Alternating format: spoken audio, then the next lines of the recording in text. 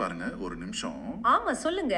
இப்போ நாம கொஞ்சம் பின்னோக்கி போய் ஒரு 2015ஆம் வருஷத்தை எடுத்துக்கிட்டா வெறும் ஒரு 10 வருஷத்துக்கு முன்னாடி. கரெக்ட்.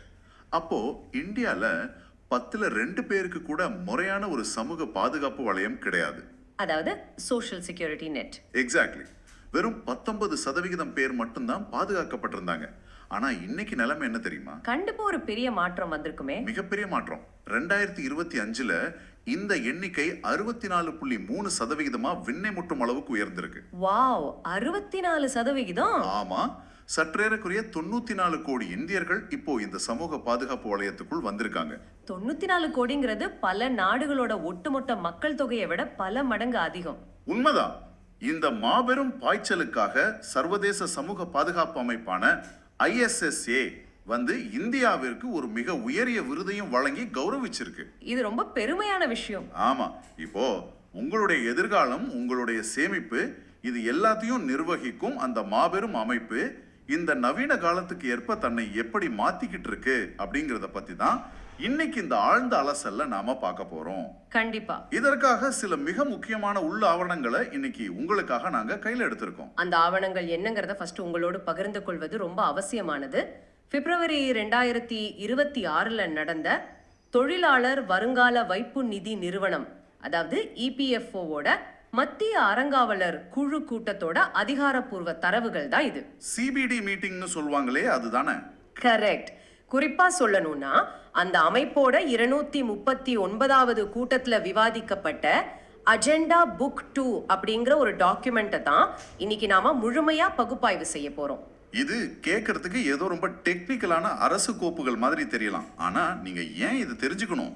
ஏன்னா இது வெறும் எண்களோ நிர்வாக அறிவிப்புகளோ கிடையாது. இது உங்க பணம். எக்ஸாக்ட்லி. உங்க பணத்தோட பாதுகாப்பு சம்பந்தப்பட்டது. ஒரு 70 வருஷ பழமையான அரசு அமைப்பு ஒரு மாடர்ன் கார்ப்பரேட் கம்பெனி மாதிரி எப்படி தன் கட்டமைப்பு முழுவதையும் மாத்தி அமைச்சிட்டு வருதுங்கிறதுக்கான நேரடி சாட்சி தான் இந்த டாக்குமெண்ட்ஸ். சரி, நாம இந்த டாக்குமெண்ட்ஸ்குள்ள ஆழமா இறங்குவோம். ஓகே, இப்போ இதை கொஞ்சம் விரிவா பார்க்கலாம். அந்த மாற்றம் எந்த அளவுக்கு நடக்குதுங்கிறத இந்த ஆவணங்களை படிக்கும்போது என்னால உணர முடிஞ்சுது. முதல் விஷயமா நீங்க எதை கவனிச்சீங்க? ஃபர்ஸ்ட், அவங்க தங்களுக்கு தேவையான ஆட்களை வேலைக்கு எடுக்கும் முறையில செஞ்சிருக்க ஒரு பெரிய மாற்றத்தை கவனிச்சேன். ரெக்ரூட்மெண்ட் ப்ராசஸ்லயா? ஆமா. இத்தனை நாட்களா இவங்களுக்கான தேர்வுகளை நடத்திக்கிட்டு இருந்த ஒரு ஏஜென்சி கிட்ட இருந்து அந்த பொறுப்பை மாத்தி வேற ஒரு அமைப்புக்கு கொடுத்திருக்காங்க இல்லையா? NTA கிட்ட இருந்து மாத்தினது சொல்றீங்களா? கரெக்ட். இது வந்து ஒரு சாதாரண நிர்வாக மாற்றம் போல தோணுனாலும் இதுக்கு பின்னால ஏதோ பெரிய காரணம் இருக்கிற மாதிரி தெரியுது. கண்டிப்பா. இதுல கவனிக்க வேண்டிய சுவாரஸ்யமான விஷயம் என்னன்னா, இதுவரை இவங்களுக்கான வேலைவாய்ப்பு தேர்வுகளை தேசிய தேர்வு முகமை, அதாவது NTA தான் நடத்திட்டு வந்தாங்க. ஓகே. ஆகஸ்ட் 2025 வரை அவங்களுக்கு கான்ட்ராக்ட் இருந்துச்சு. ஆனா சில அட்மினிஸ்ட்ரேட்டிவ் காரணங்களால மே 2025க்கு பிறகு தங்களால தேர்வுகளை நடத்த முடியாதுன்னு அவங்க விலகிட்டாங்க. இப்போ யார் அந்த பொறுப்பை எடுத்திருக்கா? இப்போ அந்த மாபெரும் பொறுப்பு IBPS வசம் வந்திருக்கு. IBPS பேங்க் எக்ஸாம்ஸ்லாம் நடத்துவாங்களே, அவங்களா? ஆமா, அவங்க தான். இதை நீங்க ரொம்ப கவனமா பார்க்கணும். கோடிக்கணக்கான மக்களோட பணத்தை கையாள போற ஊழியர்களை தேர்ந்தெடுக்கிற முறை இது. இதுல எந்த சிறு தவறும் நடந்துடக்கூடாதுங்கிறதுக்காக அவங்க பண்ற செலவுகள் வந்து உண்மையிலேயே ஆச்சரியப்பட வைக்குது. செலவுகள்னு சொன்னதும் எனக்கு ஒரு கேள்வி வருது. வேலை வாய்ப்பு தேர்வு நடத்துறதுக்கு இவ்வளவு பெரிய தொகையை செலவிடணுமா? நான் அந்த டாக்குமெண்ட்ல பார்த்தேன், ஒரு வருஷத்துக்கு சுமார் 42 கோடி ரூபாய் இதுக்காக ஒதுக்கப்பட்டிருக்கு. அதுதான் இங்க உள்ள சூட்சமம். அந்த 42 கோடி ரூபாய் எதுக்காக செலவிடப்படுதுங்கிறத நம்ம உற்று நோக்கணும். எதுக்கு இவ்வளவு செலவு? முதன்மை தேர்வுக்கு, அதாவது மெயின்ஸ் எக்ஸாம்க்கு ஒரு மாணவருக்கு 593 ரூபாய் 50 காசுகள் பிளஸ் 18% GST கட்டணமா நிர்ணயிச்சிருக்காங்க. ஒரு மாணவருக்கா? ஆமா. ஆனா இது வெறும் வினாத்தாள் அச்சடிப்பதற்கான செலவு கிடையாது. அப்புறம் வேற என்னென்ன இதுல அடங்கும்? தேர்வு மையங்கள்ல இருக்கிற ஒவ்வொரு மாணவரையும் கண்காணிக்க CCTV கேமராக்கள், ஹேண்ட்ஹெல்ட் மெட்டல் டிடெக்டர்ஸ், அதாவது அந்த கையடக்க உலோக கண்டுபிடிப்பான் கருவிகள். ஓ, அந்த செக்கிங் மிஷன்ஸ். எக்ஸாக்ட்லி. அதுக்கப்புறம் மொபைல் சிக்னல்களை தடுக்கிற ஜாமர்கள், இது அத்தனை நவீன பாதுகாப்பு அம்சங்களும் இந்த கட்டணத்துல அடங்கும். அப்பா, இவ்வளவு பாதுகாப்பா? அது மட்டும் இல்ல, இது தவிர ஒவ்வொரு தேர்வுக்கும் கூடுதலா 2 லட்சம் ரூபாய் தொழில்முறை கட்டணம், அதாவது ப்ரொஃபஷனல் ஃபீ IBPSக்கு வழங்கப்படணும். பழைய NDA எக்ஸாம்ல கூட கிட்டத்தட்ட 41.42 கோடி செலவான தரவை நீங்க முன்னாடி என்கிட்ட சொல்லியிருக்கீங்க. ஆமா. தேர்வு முறையில எந்த ஒரு சிறு முறைகேடும் நடந்துவிடக் கூடாதுங்கிறதுக்காக செய்யப்படுற ரொம்ப அவசியமான முதலீடு இது. ஒரு வகையில நீங்க சொல்றதும் நியாயம்தான். தொழில்நுட்பமும் மோசடிகளும் வளர்ந்து விட்ட இந்த காலத்துல செக்யூரிட்டியை ஸ்ட்ராங் பண்றது ரொம்ப முக்கியம். ஆனா இந்த மனிதவள நிர்வாகத்துல இன்னொரு விஷயமும் என் கண்ணுல பட்டது. என்னது? ஜம்மு காஷ்மீர் மாநிலத்தைச் சேர்ந்த ஊழியர்களை இந்த அமைப்புக்குள்ள ஒருங்கிணைக்கும் போது சில கடுமையான விதிகளை பின்பற்றப்பட்டிருக்கு. அந்த பே ஸ்கேல் விஷயமா?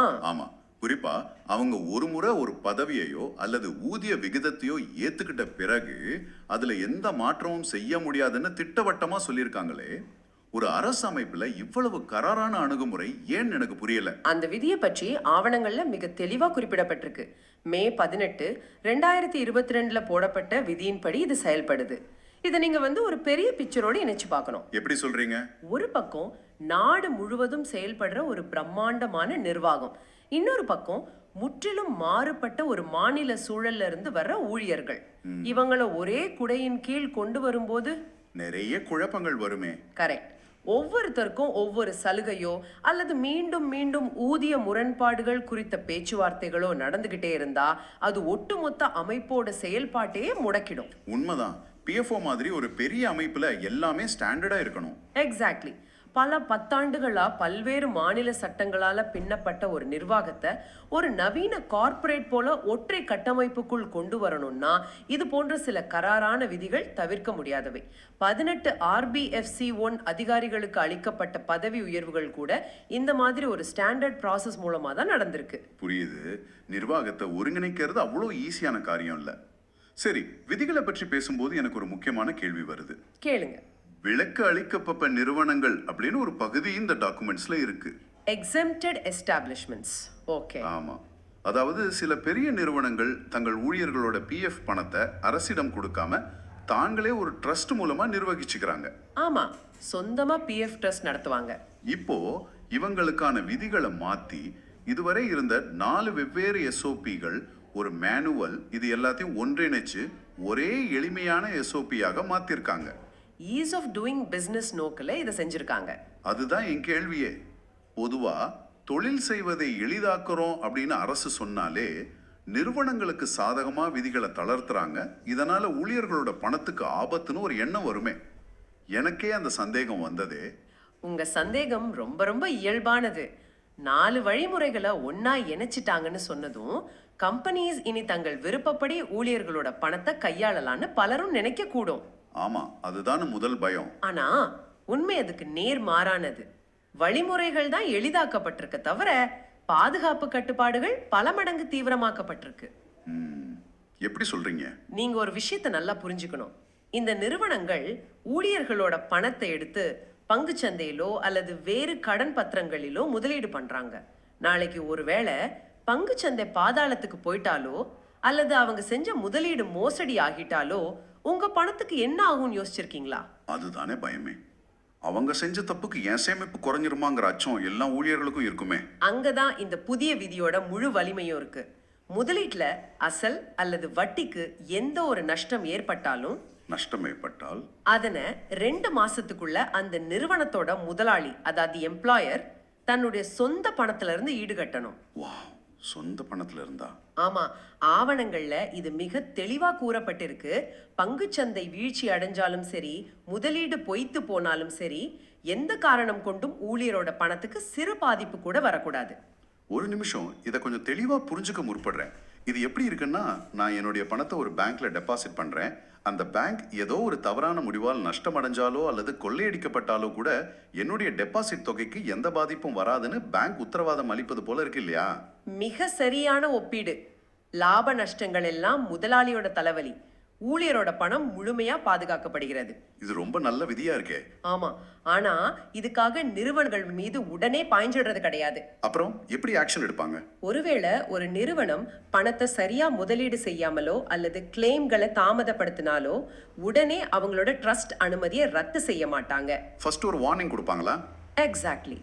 முதல்ல அவங்களுக்கு மேம்பாட்டு நோட்டீஸ், அதாவது ஃபார்ம் C1 வழங்கப்படும். இதை நீங்க செஞ்சிருக்க தவறு, இதை திருத்திக்கோங்கிறதுக்கான ஒரு வாய்ப்பு. அப்படியும் திருந்தலைனா? அப்படியும் அவங்க திருந்தலைனா மட்டுமே அவங்களோட விலக்கு அங்கீகாரம் ரத்து செய்யப்படும். அப்படி ரத்து செய்யப்பட்டால் அந்த ட்ரஸ்ட்ல இருக்க ஒட்டுமொத்த பணமும் வட்டியுடன் உடனடியா அரசிடம் ஒப்படைக்கப்படணும். ஒரு சிஸ்டம் எவ்வளவு கச்சிதமா வடிவமைக்கப்பட்டிருக்கு பாத்தீங்களா? அருமை. பணத்தோட பாதுகாப்பை ஒரு பக்கம் ரொம்ப ஸ்ட்ராங்கா உறுதி செஞ்சுட்டாங்க. ஆனா அந்த பணத்தை நிர்வகிக்கும் தொழில்நுட்பம் எந்த நிலையில இருக்கு? எனக்கு தெரிஞ்சு பலமுறை பிஎஃப் போர்ட்டல் மிக மெதுவா வேலை செய்யுதுங்கிற குற்றச்சாட்டு உண்டு. ஆமா, சர்வர் டவுனுங்கிறது ரெகுலரா கேக்குற கம்ப்ளைண்ட் தான். ஆனா இந்த டாக்குமெண்ட்ஸை பார்த்தப்போ சைட்ஸ் 2.0 அப்படின்னு ஒரு புதிய தொழில்நுட்ப கட்டமைப்பு உருவாக்கப்படுறதா குறிப்பிட்டிருந்துச்சு. Here is where it gets really interesting. இது ஒரு மிகப்பெரிய ஐடி சிஸ்டம் அப்கிரேட். ஓகே. பழைய சிஸ்டத்துல இருந்த அத்தனை குறைகளையும் நீக்கிறதுக்காக சிடாக் நிறுவனம் இந்த புதிய சைட்ஸ் 2.0 மென்பொருளை உருவாக்கிட்டு வராங்க. அவங்க தானே முன்னாடி போர்ட்டல்ஸை மெயின்டைன் பண்ணது. ஆமா, ஆனா ஒரு சாஃப்ட்வேரை உருவாக்குன உடனே அப்படியே மக்கள் பயன்பாட்டுக்கு விட்டுட முடியாது இல்லையா? அதனால அதுக்கென ஒரு கடுமையான சோதனை ஓட்டம், அதாவது யூசர் ஆக்செப்டன்ஸ் டெஸ்டிங் UAT நடத்தப்பட்டுச்சு. ஓகே, அந்த டெஸ்டிங்ல என்னாச்சு? உங்களுக்கு ஒண்ணு தெரியுமா? இந்த சோதனையின் போது சுமார் 700க்கும் மேற்பட்ட குறைகள், அதாவது டிஃபெக்ட்ஸ் கண்டறியப்பட்டு சரி செய்யப்பட்டு வருது. 700 குறைகளா? கேட்கவே கொஞ்சம் அதிர்ச்சியா இருக்கு. இத்தனை குறைகளோட ஒரு சிஸ்டம் எப்படி சரியா செயல்படும்? இது ஒரு ஃபெயிலியர் மாதிரி தானே தெரியுது. அங்கதான் நீங்க மாறுபட்டு சிந்திக்கணும். 700 குறைகள் கண்டறியப்பட்டுச்சுங்கிறது அந்த சிஸ்டம் மோசமானதுங்கிறத குறிக்கல. வேற எதை குறிக்குது? மாறாக அந்த சோதனை முறை எவ்வளவு தீவிரமா நடந்திருக்குங்கிறதையே காட்டுது. மக்கள் பயன்பாட்டுக்கு போய் கோடிக்கணக்கான பரிவர்த்தனைகள் முடங்குவதற்கு முன்பாகவே அத்தனை ஓட்டைகளையும் அடைச்சிருக்காங்க. ஓ, இப்போ புரியுது. லைவ் ஆகிறதுக்கு முன்னாடியே குறைகளை கண்டுபிடிச்சு சரி செய்யறது தான் ஒரு நல்ல மென்பொருளுக்கான அடிப்படை. கரெக்ட். இந்த புதிய அப்டேட்ல வேகத்தை பத்தி ஒரு சுவாரஸ்யமான தகவல் இருந்துச்சு. பழைய போர்ட்டல்ல ஒரு பக்கம் லோட் ஆவதற்கு 11 வினாடிகள் எடுத்துக்குது. ஒரு வெப்சைட் திறக்க 11 செகண்ட்ஸ்ங்கிறது இந்த காலத்துல மிக மிக அதிகம். ஸ்லோ இன்டர்நெட் காலத்துல இருக்கிற மாதிரி ஒரு ஃபீல். ஆனா இப்போ 5G காலத்துக்கு ஏத்த மாதிரி அதை அப்படியே குறைச்சு வெறும் 1 வினாடி ஆக்கி இருக்காங்க. உண்மைதான். CDN சர்வர் மாற்றங்கள் மூலமா இந்த லான்ச் டைம் குறைப்பை அவங்க சாத்தியப்படுத்தியிருக்காங்க. இது எப்போ பயன்பாட்டுக்கு வரும்? மார்ச் 2026ல இது அனைத்து மண்டல அலுவலகங்கள்லயும் ஒரு parallel ரன்னா தொடங்கப்பட இருக்கு. parallel ரன்னா? ஆமா, சிஸ்டம் எங்கும் முடங்கிடக் கூடாதுங்கிறதுக்காக பழையதையும் புதியதையும் கொஞ்ச காலம் ஓட விட்டு பார்ப்பாங்க. ரொம்ப புத்திசாலித்தனமானமும். சரி, டெக்னாலஜி பத்தி பேசிட்டு இருக்கிற இந்த நேரத்துல அந்த டாக்குமெண்ட்ஸ்ல இருந்த ஒரு மாபெரும் அறிவிப்பை பத்தி நம்ம பேசியே ஆகணும். ஆமா, நீங்க எதை சொல்றீங்கன்னு எனக்கு தெரியுது. இது ஒட்டுமொத்த பயனர்களுக்கும் ஒரு மிகச்சிறந்த செய்தியா இருக்கும். உங்களோட PF பணத்தை இனி UPI மூலமாகவே செட்டில்மெண்ட் செய்யும் திட்டம் வரப்போகுது. அப்சல்யூட்லி. இத நாம பெரிய படத்தோட ஒப்பிட்டு பார்த்தா இதோட தாக்கம் புரியும். UPI மூலமாகவா? நான் இதை நம்பவே சிரமப்பட்டேன்.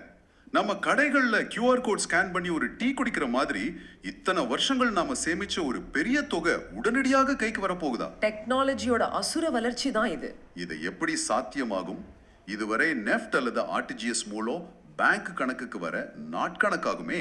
இத நீங்க சாதாரணமாக எடுத்துக்க கூடாது. கோடிக்கணக்கான மக்களோட பணத்தை பாதுகாப்பா அதே சமயம் உடனே பட்டுவாடை செய்யணும்.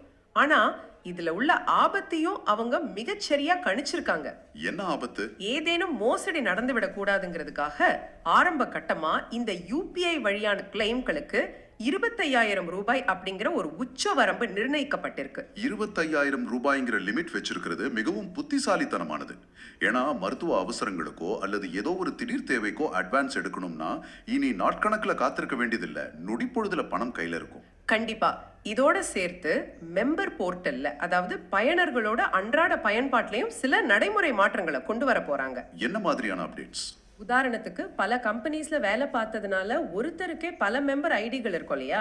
ஆமா, மல்டிபிள் MIDs இருக்கும். அதை இனி டீகப்பிள் பண்றது, அதாவது பிரித்தெடுத்து சரியா கையாள்வதற்கான வசதி வரப்போகுது. அது மட்டும் இல்ல, போர்ட்டல்ல 5 முறை லாகின் செஞ்சதும் நாமினேஷன் செய்வது கட்டாயமாக்கப்பட இருக்கு. ஓ, இது ரொம்ப முக்கியமான ஒரு விஷயம். எல்லாம் அப்புறம் பார்த்துக்கலாம் அப்படின்னு தள்ளி போடுற நம்ம மனநிலையை மாற்றி நம்ம குடும்பத்தோட பாதுகாப்பை உறுதி செய்ய இது ஒரு நல்ல உத்தி. மிகச்சரி. தொழில்நுட்பம் ஒரு புறம் சேவையை எளிதாக்குது, மனித தவறுகளை குறைக்குது. ஆனா இவ்ளோ பெரிய நிதியை நிர்வகிக்கும் போது அதுலேருந்து வர்ற லாபமோ நிதி மேலாண்மையோ எந்த அளவுக்கு கச்சிதமா இருக்குங்கிறதையும் நம்ம பார்க்கணும். முதலீடுகள் பத்தியும் ஆவணங்களை சொல்லியிருந்தாங்களே. ஆமா, தற்போதுள்ள கடன் சார்ந்த முதலீடுகளை, அதாவது அந்த டெப்ட் கார்பஸை நிர்வகிக்க 4 போர்ட்ஃபோலியோ மேனேஜர்ஸ் நியமிக்கப்பட்டிருக்காங்க. யார் யார் அவங்க? TI போன்ற முன்னணி நிறுவனங்கள் அடங்கும். ஆவணங்களின்படி ஒரு விஷயத்தை கவனிச்சிங்களா? என்னது? அவங்களுக்கு 7.30% வருவாய் ஈட்டணும்னு இலக்கு நிர்ணயிக்கப்பட்டிருந்துச்சு. ஆனா SBI 7.34% வருவாயையும் யூடிஐ 7.32% வருவாயையும் ஈட்டி இலக்க தாண்டி இருக்காங்க. வாவ், லாபம் ஈட்டுவது சந்தோஷமான விஷயம்தான். ஆனா நிதிக்குழு கூட்டத்தோட குறிப்புகளை படிக்கும்போது அங்க ஒரு காரசாரமான விவாதம் நடந்ததை நான் கவனிச்சேன். நீங்க AS&FA விவாதத்தை சொல்றீங்களா? ஆமா, அமைச்சகத்தோட நிதி ஆலோசகர் சில அதிகாரிகளை கடுமையா விமர்சிச்சிருக்கார் போல இருக்கே. என்ன நடந்துச்சாங்க? பட்ஜெட்ல ஏதோ குளறுபடியா? அது ஒரு மிக முக்கியமான நிஜமான கார்ப்பரேட் போர்ட் ரூம்ல நடக்கிற விவாதம் மாதிரி இருந்துச்சு. அரசாங்க அமைப்புன்னா யாரும் தட்டி கேட்க மாட்டாங்கங்கிற பிம்பத்தை உடைக்கும் தருணம் அது. அப்படி என்ன கேட்டார் அவரு? மண்டல அலுவலகங்களோட பென்ஷன் பட்டுவாடா பேங்க் அக்கவுண்ட்ஸ்லாம் அவர் ஆய்வு செஞ்சிருக்கார். அங்க தேவையில்லாம 381 கோடி ரூபாய் எந்த ஒரு முதலீடுமோ அல்லது பயன்பாடுமே இல்லாம சும்மா தூங்கி கிடக்கிறத அவர் கண்டுபிடிச்சிருக்காரு. 381 கோடி ரூபாயா? எந்த பயன்பாடும் இல்லாம பேங்க் கணக்குல முடங்கி கடந்துச்சா? அதுல இருந்து வட்டி எதுவும் வராதா? அதுதான் அவருடைய கோபத்துக்கும் காரணம். முந்தைய வருஷங்கள்ல இப்படி ஒரு தொகை கணக்கிலேயே காட்டப்படல. இப்போ திடீர்னு இவ்ளோ பெரிய தொகை சும்மா இருக்கிறத ஏத்துக்க முடியாதுன்னு அவர் நேரடியா கேள்வி எழுப்பியிருக்கார். நியாயமான கேள்விதானே? கண்டிப்பா. நிதித்துறையை பொறுத்தவரை பணம்ங்கிறது புழக்கத்துல இருக்கணும், சந்தையில முதலீடு செய்யப்பட்டு லாபத்தை ஈட்டணும். ஒரு நாணயத்தை சும்மா வச்சிருந்தாலும் அது நஷ்டம்தான். அதனாலதான் தேவையில்லாம முடங்கி கிடக்கும் அந்த பேங்க் அக்கவுண்ட்ஸை உடனடியா மூட அவர் அதிரடியா உத்தரவிட்டிருக்கார். இதுதான் பொறுப்புடைமைங்கிறது. ஒவ்வொரு ரூபாயும் கணக்கிடப்படுகிறது, கண்காணிக்கப்படுகிறதுங்கிறது கேட்கறதுக்கே ஒரு நம்பிக்கையை தருது. ஆமா, இதையெல்லாம் தாண்டி எதிர்கால இந்தியாவுக்கான வேலை வாய்ப்புகளை உருவாக்குறதுலயும் அந்த அமைப்பு கவனம் செலுத்துது. ஏதோ ஒரு புதிய வேலைவாய்ப்பு திட்டத்தை பத்தி அந்த டாக்குமெண்ட்ஸ்ல படிச்சேன். பேரு கொஞ்சம் நீளமா இருந்துச்சு. அது பிரதான் மந்திரி விக்சித் பாரத் ரோஸ்கார் யோஜனா, PMVPRY அப்படின்னு ஷார்ட்டா சொல்லுவாங்க. பிப்ரவரி 2026ல இதுக்கான பயனாளிகளுக்கு முதல் தவணை வழங்கப்பட இருக்கு. இந்த திட்டத்தோட ஸ்பெஷாலிட்டி என்ன? இதுல மிக முக்கியமான விஷயம் என்னன்னா, ஏதோ பேருக்கு ஒரு ஸ்கில் ட்ரைனிங் கொடுத்துட்டு அனுப்புறது இதோட நோக்கம் அல்ல. தொழிற்சாலைகளோட தேவை என்னவோ அதுக்கு ஏற்ப அவங்கள உள்ளடக்கிய ஒரு ஹப் அண்ட் ஸ்போக் முறையில பயிற்சிகளை வழங்கணுங்கிற தெளிவான தொலைநோக்கு பார்வை இதுல பதிவு செய்யப்பட்டிருக்கு. ஹப் அண்ட் ஸ்போக் மாடல்னா இண்டஸ்ட்ரீஸ் கூடவே டைப் வச்சு பண்றது, கரெக்டா? எக்ஸாக்ட்லி. இன்னைக்கு ட்ரெயினிங் எடுக்கிறவங்களுக்கு தொழிற்சாலைகள்ல என்ன நடக்குதுன்னே தெரிவதில்லை. இந்த இடைவெளியை குறைக்கிறது தான் இதோட அடிப்படை நோக்கம். என்ன ஒரு பயணம்! நாம ஆரம்பத்துல பார்த்த ஆவணங்களுக்கும் இப்போ புரிஞ்சுக்கிட்ட விஷயங்களுக்கும் எவ்வளவு பெரிய வித்தியாசம். கண்டிப்பா.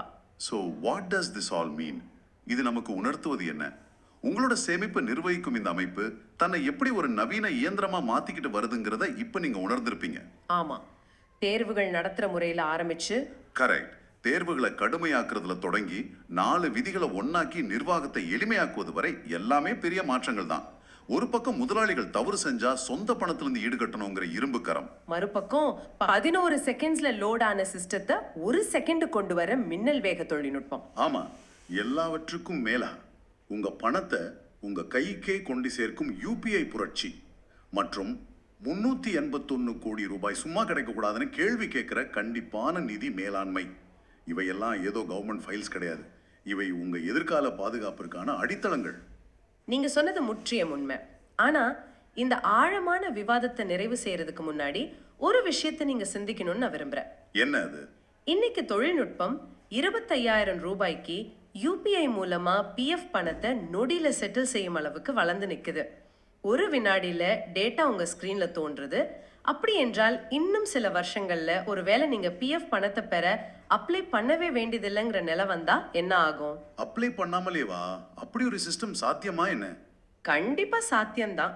ஆர்டிஃபிஷியல் இன்டெலிஜென்ஸ், அதாவது செயற்கை நுண்ணறிவு, உங்களோட வேலைவாய்ப்பு தரவுகள், உங்க வயது, நீங்க ரிட்டையர் ஆகிற நாள் ஆகிய அனைத்தையும் முன்கூட்டியே கணிச்சு நீங்க வேலையை விட்டு விலகுற மறுநாளே, ஓ மை காட், நீங்க கேட்காமலேயே உங்களுடைய பணத்தை உங்களோட பேங்க் அக்கவுண்ட்ல ஆட்டோமேட்டிக்கா மாற்ற ஒரு காலம் வெகு தொலைவில் இல்லை. அது ஒரு முழுமையான மனித தலையீடு இல்லாத கட்டமைப்பு. ஆனா இதுல ஒரு பெரிய ஆபத்து இருக்கே. அதுதான் பாயிண்ட். அப்படி ஒரு வசதி உங்க கைக்கு வரும்போது உங்களை பற்றிய அத்தனை பர்சனல் டேட்டாவும் ஒரு மாபெரும் இயந்திரத்தோட கைவசம் இருக்கும். அது உங்க டேட்டா பிரைவசிக்கு எத்தகைய புதிய சவால்களை கொண்டு வரும்னு யோசிச்சு பாருங்க.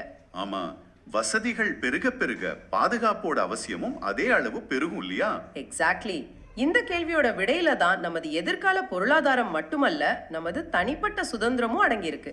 ஒரு மிக ஆழமான சிந்திக்க வேண்டிய கேள்வி. டெக்னாலஜி நமக்கு எல்லையில்லா வசதிகளை தருது. அதே நேரம் யாரும் எதிர்பாராத புதிய பொறுப்புகளையும் நம் தோள்கள்ல ஏத்துது. உண்மைதான். இந்த சிந்தனையோடு நீங்களும் இதை பத்தி தொடர்ந்து யோசிச்சு பாருங்க. உங்களுடைய சேமிப்பு எப்படி நிர்வகிக்கப்படுது, உங்க தரவுகள் எப்படி பயன்படுத்தப்படுது அப்படிங்கிறத அறிய தொடர்ந்து விழிப்போடு இருங்க. இந்த ஆழ்ந்த அலசலை இத்துடன் நாங்க நிறைவு செய்றோம்.